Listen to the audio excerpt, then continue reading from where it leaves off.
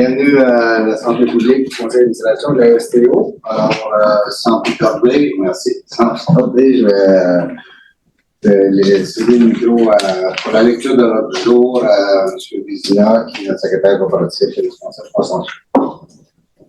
Merci, M. le Président. Le thème 1.1 de l'ordre du jour, c'est la période de questions des citoyens à l'intention des membres du conseil d'administration. Allons commencer par une question que nous avons reçue par courriel, qui provient de M. Mathieu Saint-Arnaud et Mme Élodie Audet. Je vais lire la question. Serait-il possible de considérer l'ajustement ou l'extension des derniers départs des circuits d'autobus afin de mieux desservir les festivals majeurs de la ville de Gatineau, tels que le Festival des Montgolfières, avec le circuit 67 direction Ottawa, et Outaouais en fête, avec les circuits 59 direction Ottawa ou 800 direction Laval. Les événements attirent non seulement un grand nombre de visiteurs locaux, mais également de nombreux touristes, contribuant ainsi à la vitalité économique de la région. Un service de transport prolongé ou adapté faciliterait l'accès aux festivités pour les résidents et les visiteurs, tout en offrant aux touristes une option de déplacement sécuritaire et pratique, notamment lors des soirées où les activités se terminent tard. Cela améliorerait l'expérience touristique et inciterait davantage de visiteurs à participer à ces événements, renforçant ainsi l'attrait de Gatineau comme destination touristique. Oui, monsieur Sénateur.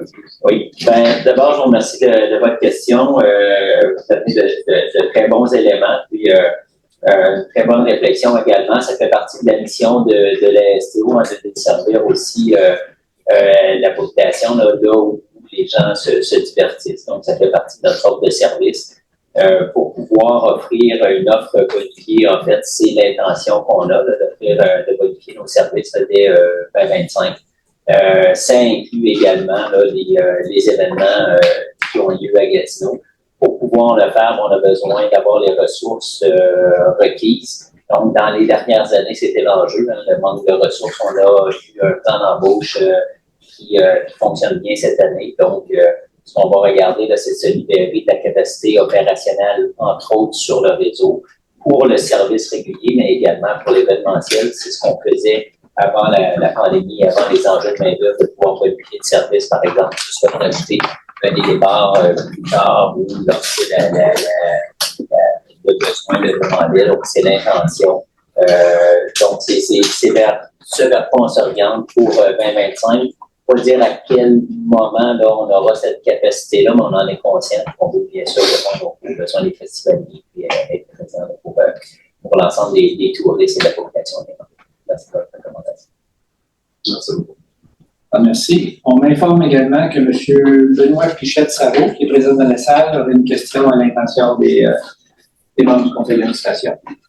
Donc, bonjour, M. le Président. Bonjour, membres du Conseil. Benoît Pichette-Sarrault, président du syndicat des chauffeurs de la Société de transport de l'Outaouais. Le syndicat des chauffeurs d'autobus déplore les problématiques récurrentes de paix auxquelles sont confrontés ses membres. Cette problématique font subir un stress financier important aux chauffeurs et chauffeurs et nuisent à leurs conditions de travail.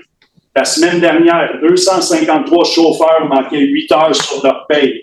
Cette semaine, la banque de congés mobiles est soudainement disparue.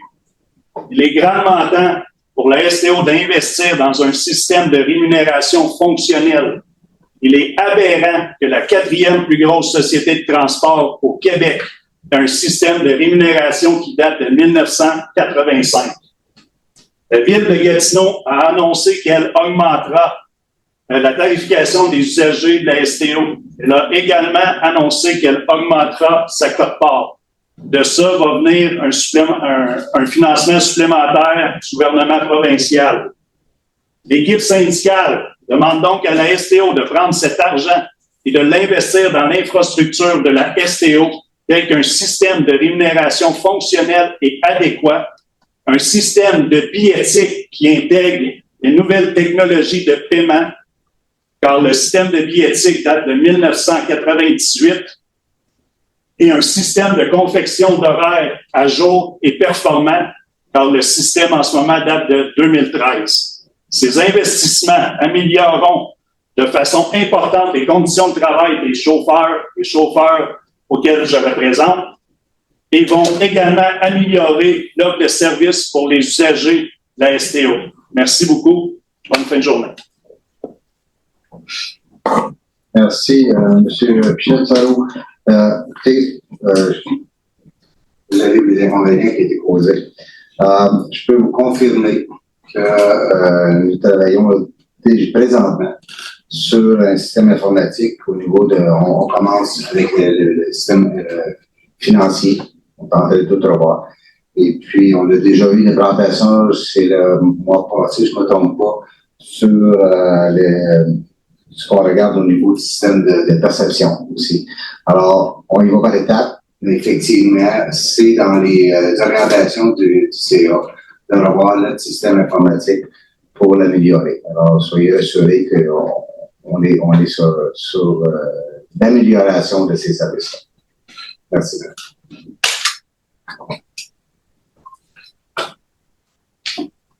Ça complète la période de questions.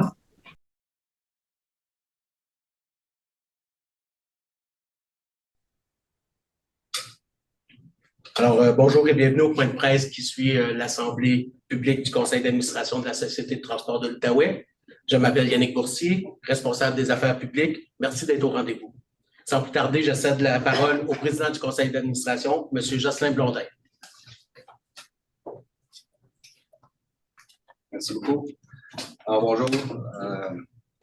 Bienvenue à la STO, bien entendu. Alors, j'aimerais premièrement revenir sur la rentrée d'automne. On a eu quand même une belle rentrée. Il y a eu beaucoup d'achalandage avec le retour des fonctionnaires.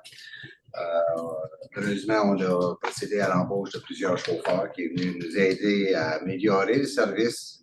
Et aussi, on continue dans la même veine sur l'embauche de nouveaux chauffeurs qui va nous amener à nous aider pour l'amélioration, l'augmentation de service qu'on va amener pour le service hivernal. Alors, aussi, à la STO, on est fiers aussi d'annoncer l'ajout de véhicules communautaux dans nos parcours-bus. Alors, ça, c'est une bonne nouvelle qui vient aider les gens qui veulent utiliser Communauto et la STO. Alors, on en a au Parc River qui vont être ajoutés, le parcours bus, et aussi on en a plusieurs aussi qui vont être ajoutés dans différents autres secteurs de la ville de Gatineau. Alors, c'est toutes des améliorations qui viennent aider les utilisateurs du transport en commun à mieux se déplacer. Aussi, au niveau de la carte multi-jeunesse, ça a été un succès. On est content de ça. Alors, on a eu près de 250 000 déplacements au niveau de nos jeunes pour la base. Alors, c'est 78% des jeunes qui ont utilisé la carte multi. Et il y en a pour 15 900 cartes qui ont été validées. Alors, c'est une hausse de 31%. Alors, on voit que le but d'attirer les jeunes à prendre le transport en commun fonctionne bien. Merci. Merci, M. Blondin. Je vais maintenant ouvrir la période des questions en commençant avec les journalistes qui sont en présentiel. Alors, M. Louis-Charles Poulain de TVA Gatineau, Ottawa. Première question, on voit qu'il y a une étape de plus là, vers la planification du projet de tramway. C'est possible de m'expliquer plus en détail c'est quoi le règlement qu'on autorise exactement aujourd'hui? Les emprunts, on parle de 169 millions, jusqu'à l'année 165. Qu'est-ce que ça? On en est où présentement? Ben, c'est les argents qui nous ont été attribués, dans le fond, par Québec. Alors, nous, on doit procéder avec un projet d'emprunt. Et puis, à partir de là, au fur et à mesure qu'on va dépenser l'argent, Québec va avancer les sous. Alors, c'est un peu une forme de présentation de facture, dans le fond. Là. Alors, mais c'est du financement qui nous est autorisé pour faire avancer justement le projet, les prochaines études qu'on va aller de l'avant, pour les consultations et tout ça. Là. Alors, c'est pas des sous qui sortent de la poche directement de la STO, mais c'est le financement qui nous a été accordé. C'est le financement de Québec? C'est ça, de Québec. On n'a pas de confirmation encore du fédéral. On nous dit que ça s'en vient, on est quand même positif, mais on va de l'avant. Là, de toute façon, on est capable de procéder aux prochaines études du côté du Québec. Ben ici, il y avait une annonce comme du fédéral par rapport au financement sur c'est vraiment l'argent de Québec là, qu'on autorise aujourd'hui. Oui, c'est ça, exactement. C'est ça? C'est les deux. C'est les deux. C'est pour la portion au Québec, mais c'est le financement Québec et Ottawa, donc 60-40 dans le programme de financement là, qu'on appelle le PAGET, le programme d'aide au développement du transport en commun. C'est les deux pour la portion québécoise. C'est ça, il manque toujours une partie là, pour ce qui est Ontario. Est-ce qu'on a des signaux par rapport à ceux qui sont... Ce qu'on entend, c'est que c'est positif, mais on n'a pas de date encore de confirmer. Là, avec l'argent qu'on autorise aujourd'hui, qu'est-ce que ça nous permet de faire? C'est quoi est-ce qu'on commence à avoir des échéanciers? C'est quel genre de travaux qu'on fait? Ça, peut-être que je vais laisser à M. Leclerc les détails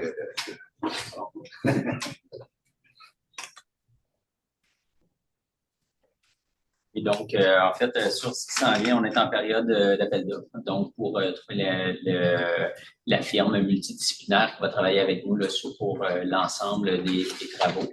Et là, les prochaines étapes, en fait, le règlement d'emprunt était prévu. Donc, comme dans tous les projets, que ce soit de l'achat d'autobus ou les projets de voies réservées, on doit faire les emprunts. Ensuite de ça, sur présentation de projet, on a les remboursements du gouvernement. Donc, ça, c'était prévu. Par la suite, là, quand on aura fait l'octroi de contrat, qu'on vise soit la fin de l'année ou au début de 2025, là, on aura un plan de travail qui va venir détailler là, tous les échéanciers et les différentes étapes. Donc, on parle, entre autres, d'évaluation d'impact environnemental, on parle d'analyse technique, toutes les analyses d'avant-projet, des analyses financières et économiques également, l'engagement avec les citoyens, les consultations publiques. Donc, c'est tout ça qui va prendre forme. Mais c'est lorsqu'on octroiera le contrat qu'on aura le détail vraiment là, du programme de réalisation des études à venir. Et donc, ce montant-là permet de lancer des appels d'offres pour trouver cette firme-là, c'est ce que j'ai compris. Oui, en fait, l'appel d'offres est lancé. Le montant, nous, c'est parce que pour tous les projets, on doit adopter un règlement d'emprunt. Ensuite de ça, le soumettre à la ville de Gatineau qui doit l'approuver. Ensuite, on doit le transmettre au ministère des Affaires municipales et de l'Habitation qui doit être approuvé. Donc, il y a tout un processus qui s'ensuit. Bon, ça fait partie là, des étapes à venir, mais nous, on est déjà en action là, en fait, pour la planification des prochaines étapes. Puis, est-ce qu'on commence à avoir un échéancier plus précis? On n'est vraiment pas là pour ce qui est du projet du tramway. Mais en fait, c'est ça. Là, pour les prochaines analyses, nous, on prévoit, là, on parle d'environ 3 ans là, de travail qu'on a, d'analyse approfondie là, pour ce qu'on appelle, qu'on pourrait qualifier d'avant-projet. Mais pour ce qui est du détail, vraiment pour l'ensemble du projet, c'est lorsqu'on aura complété cette phase-là de préparation qu'on aura là, une vue plus précise de ce qui s'en vient, les différents échéanciers jusqu'à la mise en opération. Okay. Peut-être une petite question par rapport à la question du syndicat des chauffeurs. On parle d'un problème de paie. Est-ce que c'est quelque chose qu'on était au courant? Est-ce que c'est quelque chose qui est récurrent? Avez-vous identifié ce problème-là? Avez-vous des solutions aussi? Ben, plus spécifiquement là, pour le problème soulevé par M. Pichette-Sarreau, effectivement, il y a un enjeu dans un transfert de données. Donc, on a des systèmes, là, puis il le mentionnait là, avec exactitude, on a des systèmes qui sont à la fin de leur durée de vie utile. Beaucoup de systèmes informatiques qu'on doit remplacer. On en est conscient, on a un plan de remplacement des systèmes informatiques. Vous vous souviendrez que suite à la cyberattaque, la priorité, d'abord et avant tout, c'est de sécuriser notre environnement réseau, notamment nos serveurs, et de les moderniser. C'est ce qui nous permettait ensuite de pouvoir remplacer nos différents systèmes informatiques. Autrement, on les remettait sur une base qui n'était pas stable. C'était la première étape. Ça, c'est en voie d'être complété. Mais en ce moment, un des systèmes auxquels M. Pichette-Sarreau faisait référence, c'est le système financier, entre autres, là, qui est désuet. On est en processus également là, de remplacement. On a octroyé un mandat pour le remplacer. Puis les autres systèmes, on a fait, par exemple, des processus d'évaluation de besoins. Donc, ils sont en planification, ils sont dans nos projets là, qui sont à venir. Merci.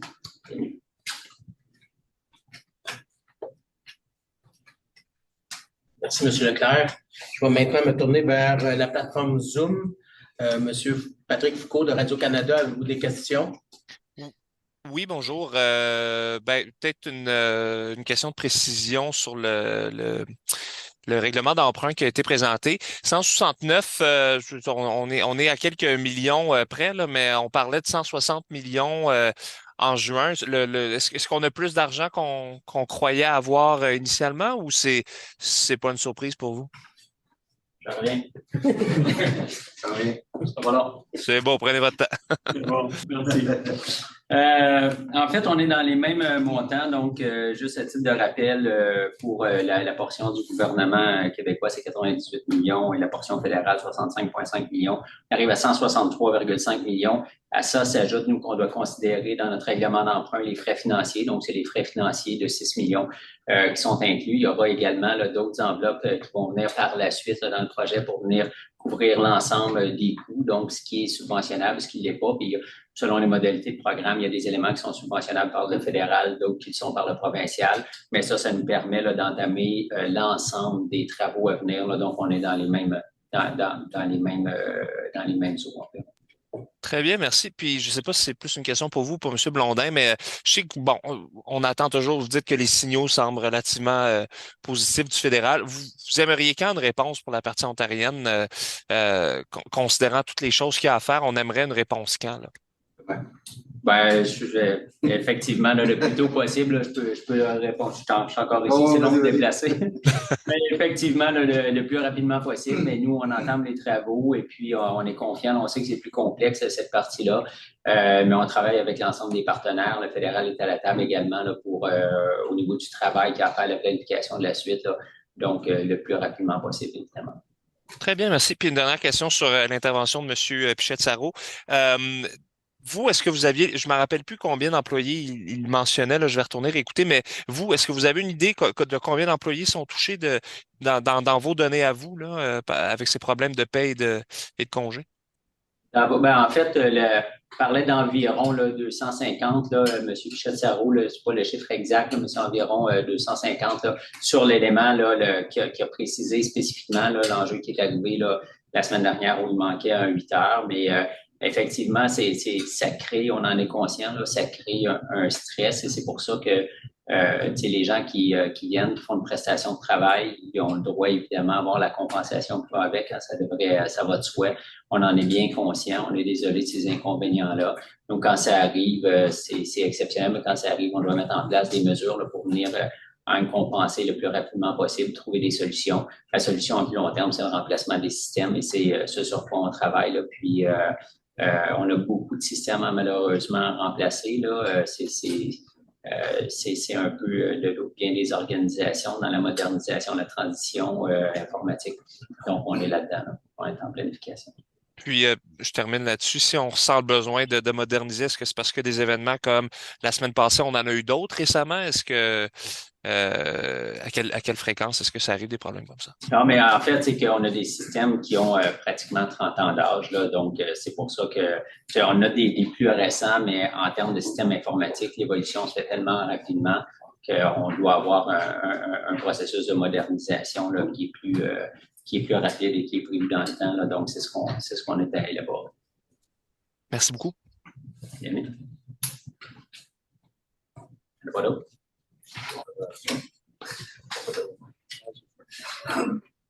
Alors, merci à tout le monde. Donc, on se retrouve à la prochaine séance du conseil d'administration qui aura lieu le jeudi 31 octobre prochain. Alors, merci et bonne soirée.